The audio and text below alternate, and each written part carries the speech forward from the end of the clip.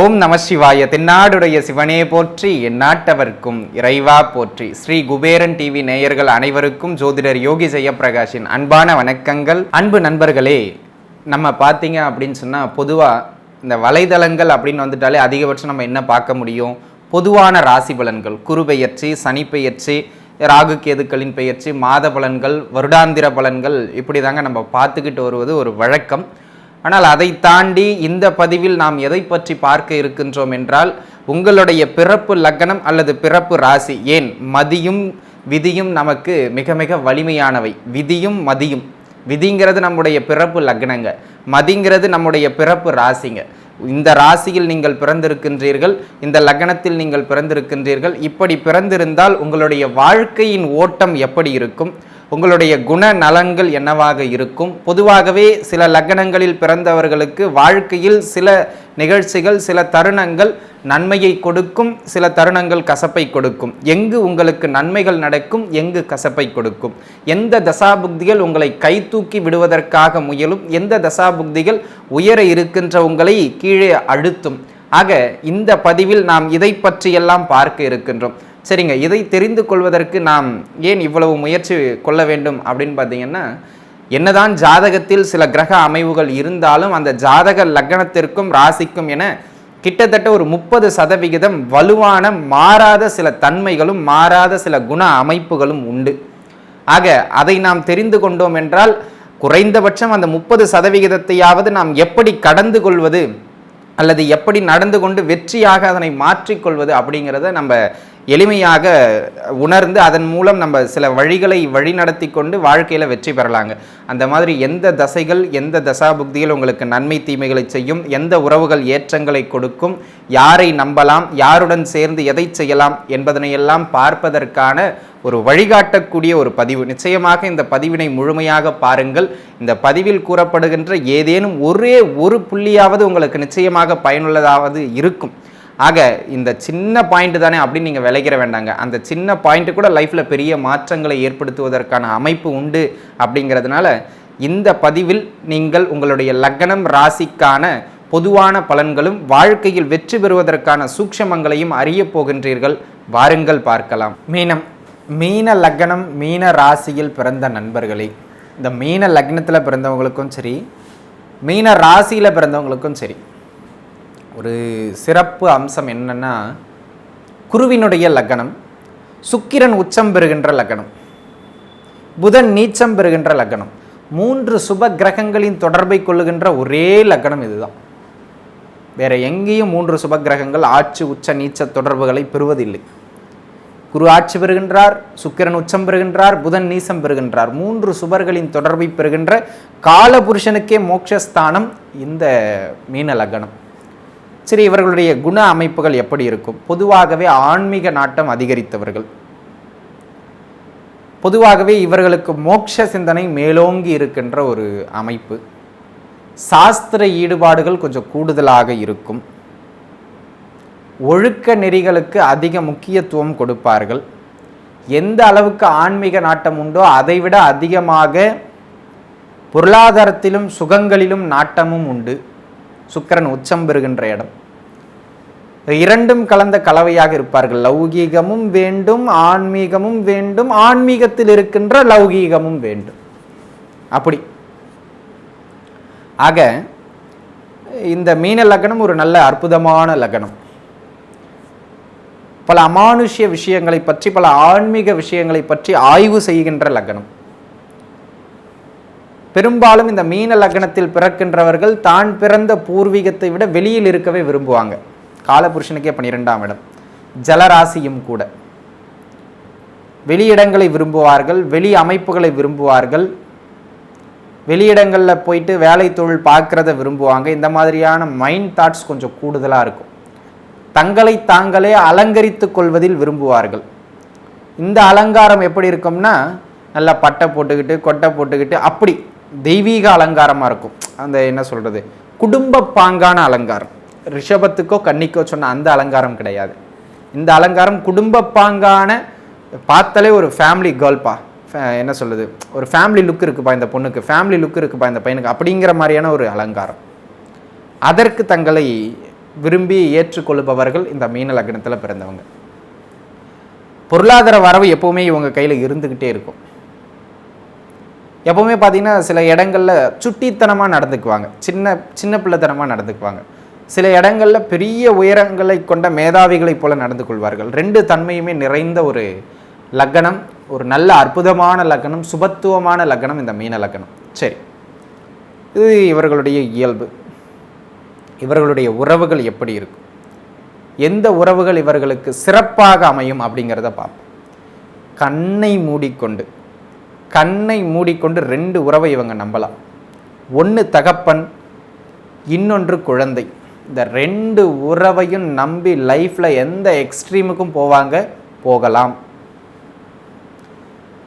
இந்த 2 உறவும் எந்த நிலையிலும் இவரை கை தூக்கி விடவே பார்க்கும். ஜாதகப்படி சிலருக்கு அந்த பாவகங்கள்லாம் கெட்டிருந்தா ஒழிய தீமைகள் நடக்குமே தவிர, மற்றபடி குழந்தைகளாலோ தகப்பனாலோ மீன லக்னத்தில் பிறந்தவர்களுக்கு எவ்விதமான தீமையும் நேராது. மாறாக இவர்களின் வாழ்க்கையின் அனைத்து விதமான முன்னேற்றத்திற்கும் இவங்க காரணமாக இருப்பாங்க. ஆமாங்க, அந்த வகையில் சொல்லணும்னா அந்த பெஸ்ட்டு உறவுகள் அப்படின்னா இவங்க 2 பேரை தான் சொல்லணும். பையன் ஒரு பெரிய இடத்துக்கு போகிறார், அப்பாவோட சப்போர்ட்டு, அப்பாவுடைய சொத்து பத்து, அப்பாவுடைய நேமு, அப்பாவுடைய உழைப்பு, இதை பேக்கெண்டில் வச்சு போவார். இவர் அப்பாவானதுக்கப்புறம் இவர் நல்லா சந்தோஷமாக இருக்கார். பையனுடைய பேரு புகழ் வளர்றதை பார்த்து சந்தோஷப்படுவார். பையன் இவர் பேரை மாற்றுவார், என்ன இன்னாரின் அப்பா அப்படின்னு மாற்றி அதன் மூலயமா பையன் சந்தோஷத்தை கொடுப்பார். ஸோ அப்பாவும் மூத்த குழந்தையும் இவங்க லைஃப்பில் தென்றல் காற்றை மாறி மாறி வீசக்கூடிய ஜீபும் பாபூதன் கேட்குறதெல்லாம் கொடுப்பாங்க. கடைசி காலம் வரைக்கும் இவங்க 2 உறவும் நல்லா கை கொடுக்கும், நல்ல திருப்தியை கொடுக்கும், எந்த நிலைமையிலையும் நல்ல உயரத்தை கொடுக்கும். இந்த மாதிரியான ஒரு அமைப்பு. சரி, எந்த உறவுகளை நம்பக்கூடாது அப்படிங்கிறத பார்த்துருவோம். நண்பர்களே, உடன் பிறந்த சகோதரர்களை நம்பக்கூடாது. சகோதரர்கள் அப்படிங்கிறத விட சகோதரிகளை நம்பக்கூடாது. சகோதரர்களையும் எடுத்துக்கணும். குறிப்பாக இளைய வயசில் சின்ன சகோதரன் அல்லது சகோதரி 2 பேரில் யார் இருந்தாலும், ஏன்னா சகோதரம்ங்கிறது பொதுவானது, ஆண்பாலையும் குறிக்கும் பெண்பாலையும் குறிக்கும். அந்த வகையில் இளைய சகோதரன் சகோதரியை நீங்கள் எந்த நிலையிலும் நம்புவது உங்களுக்கு மேன்மையை கொடுக்காது. அதை மனசில் வச்சுக்கணும். ஆக அன்பு நண்பர்களே, இந்த காலகட்டத்தில் இந்த கிரக சூழல்கள் எல்லாம் உங்களுக்கு இப்படி அமைகின்றது. ஆக இங்கே பாருங்கள், நான் அக்கா தங்கச்சியை நம்ப வேண்டாம்னு சொல்லலை, தம்பி தங்கச்சியை நம்ப வேண்டாம்னு சொல்லலை. உறவுகளாக இருக்கின்ற பொழுது அவர்களை உறவுகளாக மட்டும் வச்சுக்கோங்க. கூப்பிட்டு வாமா, நீ ஒரு 2 லட்சம் போடு, நான் ஒரு 10 லட்சம் போடுறேன், 2 பேரும் சேர்ந்து தொழில் பண்ணுவோம், ஏமாற்றப்படுவீர்கள். சரி, நீ ஒரு 50,000 கொடு, நான் ஒரு 50,000 கொடுக்குற ஒரு இடத்த வாங்குவோம், நீங்கள் ஏமாற்றுவீர்கள் அல்லது ஏமாற்றப்படுவீர்கள் அல்லது நட்டமாகும்.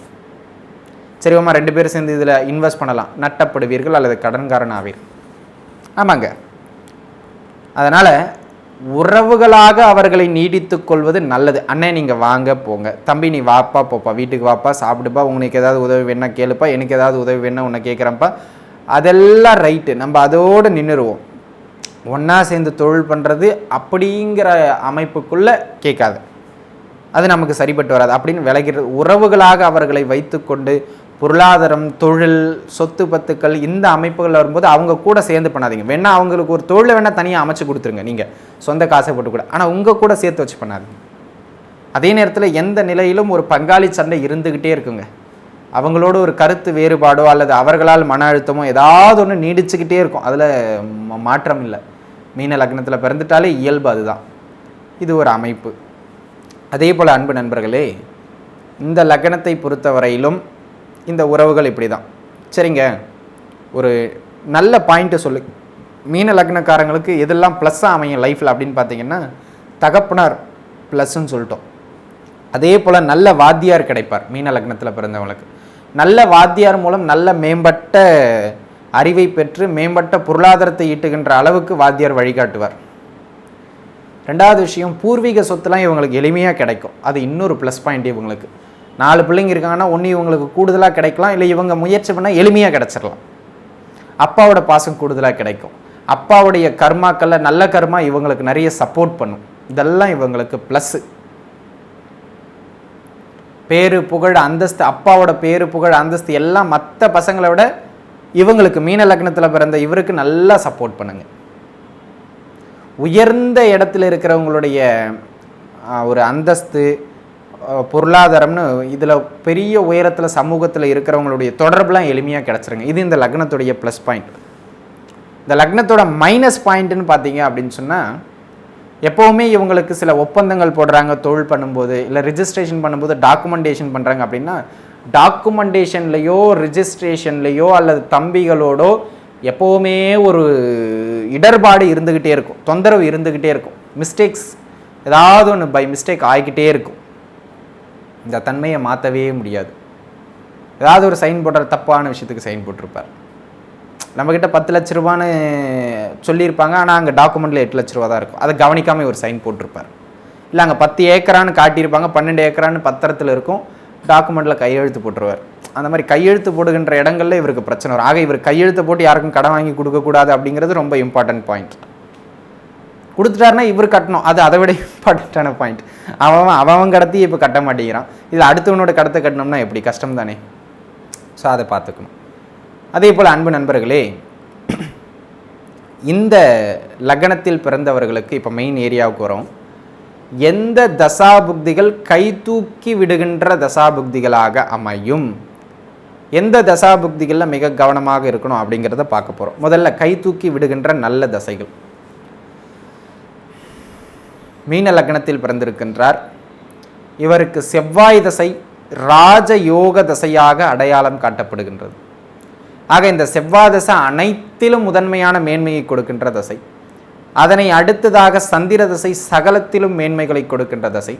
அதனை அடுத்ததாக குருதசை நல்ல மேன்மைகளை கொடுக்கின்ற தசை. இந்த 3 தசைகளும் மேம்பட்ட நற்பலன்களை செய்யும்.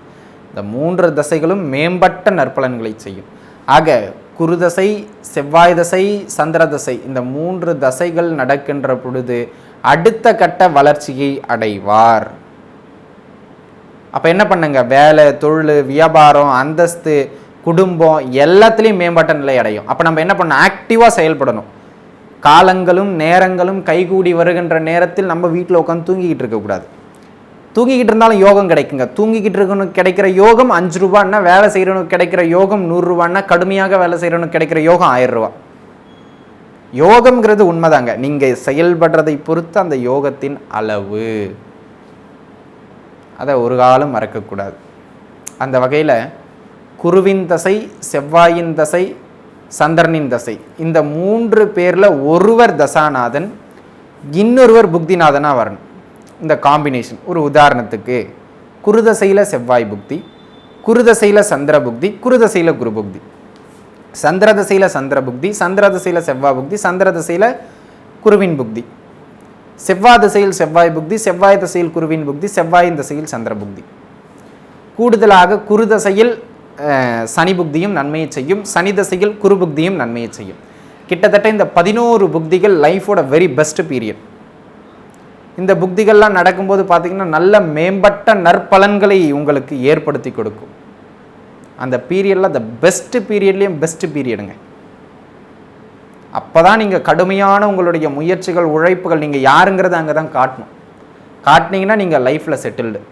இதை மனசில் வச்சுக்கோங்க. எல்லா விதத்திலும், நான் பொருளாதார தொழில் மட்டும் சொல்ல, குடும்ப அமைப்பு, மன நிம்மதி எல்லாத்துலேயுமே இது நம்மளை தூக்கி விடுறதுங்க. கீழே இறக்குறதையும் சொல்லிடணுமா இல்லையா? அப்போ தானே நம்ம கவனமாக இருக்க முடியும். சாமி போகிறதுக்குலாம் ரூட்டை சொன்னீங்க, போய் சேர்ந்துட்ட, திரும்ப வர்றது எங்கேயும் விழாமல் வந்து சேர்கிறதுக்கு ரூட்டை சொல்லணுமா இல்லையா?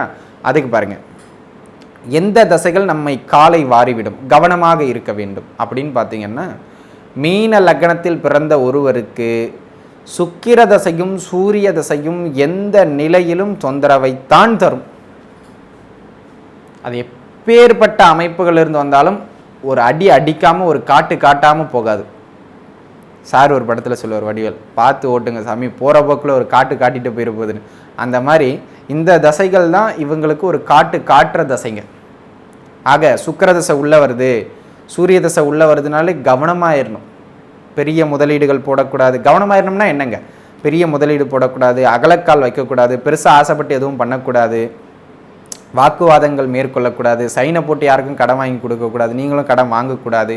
முடிந்த வரையிலும் ஒரு எல்லைக்குள்ளே உங்கள் வாழ்க்கையை அமைச்சுக்கணும். அந்த எல்லையை தாண்டக்கூடாது. ஆசை அதிகமாக இருந்தால் தான் எல்லையை தாண்டணுங்கிற எண்ணம் தோணும். அப்போ அதை குறைச்சிக்கிட்டோம்னாலே போதுமானது. அந்த வகையில் உங்களுக்கான அந்த தசைகள் சுக்கிர தசையும் சூரிய தசையும். அதிலும் சுக்கிர தசையில் சுக்கிர புக்தி, சுக்கிர தசையில் சூரிய புக்தி, சுக்கிர தசையில் சனியின் புக்தி, சுக்கிர தசையில் புதனின் புக்தி. இந்த 4 புக்திகளும் சூரிய தசையில் சுக்கிர புக்தி, சூரிய தசையில் சனி புக்தி. கிட்டத்தட்ட இந்த 5-6 புக்திகள் பார்த்திங்கன்னா உங்களுக்கு தீமைகளை செய்யும், அதிக தீமைகளை செய்யும். அதில் சுக்கிரனில் சூரியன், சூரியனில் சுக்கிரன், சுக்கிரனில் சனி. இந்த 3 புக்தியும் கூடுதலான கடுமையான பலன்களை செய்வதற்கான ஒரு அமைப்பு. ஆக என்ன பண்ணணுங்க, அப்போல்லாம் கவனமாக இருந்துடணும். எல்லாத்துலேயும் 5 புலனை அப்படியே ஒடுக்கி வச்சிடணும். இல்லைன்னா அது ஒரு காட்டிட்டு போயிடும். ஒடுக்கி வச்சுக்கிட்டு அந்த புக்தி முடிஞ்சதுக்கப்புறம் நம்ம அவுத்து விட்டுறது, பழைய போல் பண்ணுறது எல்லாமே சிறப்பாக இருக்கும். அந்த புக்திகள் நடக்கும்போது கவனமாக இருக்கணும் அப்படிங்கிறத மனசில் வச்சுக்கோங்க. சரிங்க, இதுதான் மெயின் பார்ட். இது உங்களுக்கு வழிகாட்டியாச்சு.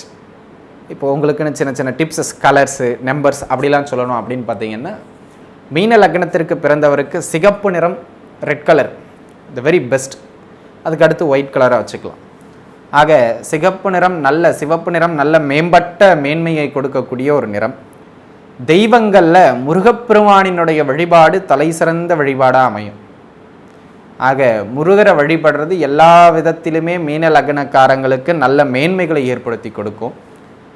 நம்பர்ஸ் அப்படின்னு வருகின்ற பொழுது பார்த்தீங்க அப்படின்னா, எண் 9 உங்களுக்கான சிறப்பான எண். எண் 2ம் எண் 9ம் சிறப்பான எண்ணாக இந்த லக்னத்துக்கு அமையும். ஆக இதெல்லாம் உங்களுடைய டிப்ஸஸாக வச்சுக்கோங்க. ஆக அன்பு நண்பர்களே, உங்களுக்கு லைஃப்லாம் எப்படி அமையுங்கிற அவுட்லைனும் கொடுத்துட்டேன். அதற்குள்ளே எப்படி நீங்கள் ட்ராவல் பண்ணணும், எந்த பீரியடில் ட்ராவல் பண்ணணும், எப்படி பண்ணணுங்கிறதுன்னு சொல்லிட்டேன். அதுக்கு ஏற்றாற்போல் உங்களுடைய வாழ்க்கையில் நீங்கள் புத்திசாலித்தனமாக செயல்பட்டீர்கள் என்றாலே எல்லாம் வல்ல இறைவனுடைய அருள் உங்களுக்கு நிச்சயமாக வழிகாட்டும். நன்றாகவே இருப்பீர்கள். வாழ்த்துக்கள். நன்றி. ஸ்ரீ குபேரன் டிவியை பார்த்தமைக்கு நன்றிகள். மேலும் இது போன்ற தகவல்களை தெரிந்து கொள்ள ஸ்ரீ குபேரன் டிவியை சப்ஸ்கிரைப் செய்யுங்கள். மறக்காமல் பெல் ஐக்கானை கிளிக் செய்யுங்கள்.